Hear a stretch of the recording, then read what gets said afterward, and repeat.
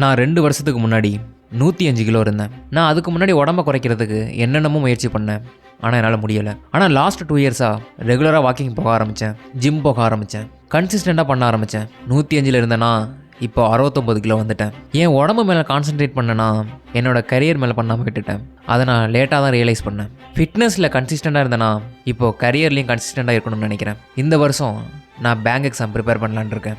இன்றைக்கி ஜனவரி 25, 2026. வீடியோவை கண்டினியூ பண்ணுறதுக்கு முன்னாடி நீங்களும் உடம்பை குறைச்சிக்கிட்டு இருக்கீங்க, உங்கள் கரியரை இம்ப்ரூவ் பண்ணுறதுக்காக ட்ரை பண்ணிகிட்டு இருக்கீங்க அப்படின்னா நம்ம சேனலை சப்ஸ்கிரைப் பண்ணிக்கங்க. நாம் ஒன்றா க்ரோ ஆகும், ஒன்றா சக்ஸஸ் ஆகும். நான் இதில் ஜெயிக்கிறேனா இல்லையான்னு எனக்கு தெரியாது, தோத்தானும் பரவாயில்ல. ஆனால் என் கன்சிஸ்டன்சி விட மாட்டேன். நான் ரெகுலராக ஃபிட்னஸையும் எக்ஸாம் ப்ரிப்பரேஷனையும் ஸ்டார்ட் பண்ண போகிறேன். நான் இன்றைக்கி என்னோடய ஃபஸ்ட்டு மார்க் டெஸ்ட் போட்டேன். நான் ஃபஸ்ட்டு ஃபேஸ் பண்ணது டைமோட ஃபியர். டைம் ஓடுறதை பார்த்துட்டு என்னால் சம் சால்வ் பண்ணவே முடியல.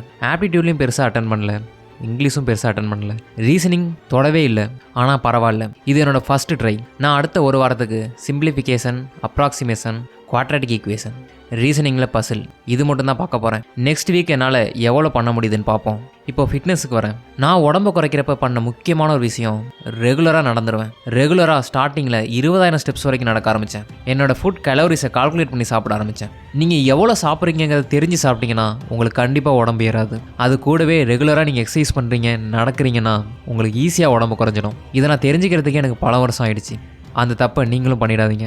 நீங்கள் எக்ஸாம் ப்ரிப்பேர் பண்ணுறப்ப பண்ண தப்பை மறக்காமல் கமெண்டில் சொல்லுங்கள். நான் என்னென்ன பண்ணால் என்னோட இந்த டைம் ஃபியர் போகும், எப்படி என்னோடய ஸ்பீடை இன்க்ரீஸ் பண்ணுறது, உங்களுக்கு தெரிஞ்ச ஏதாச்சும் டிப்ஸ் இருந்துச்சுன்னா கமெண்டில் சொல்லுங்கள்.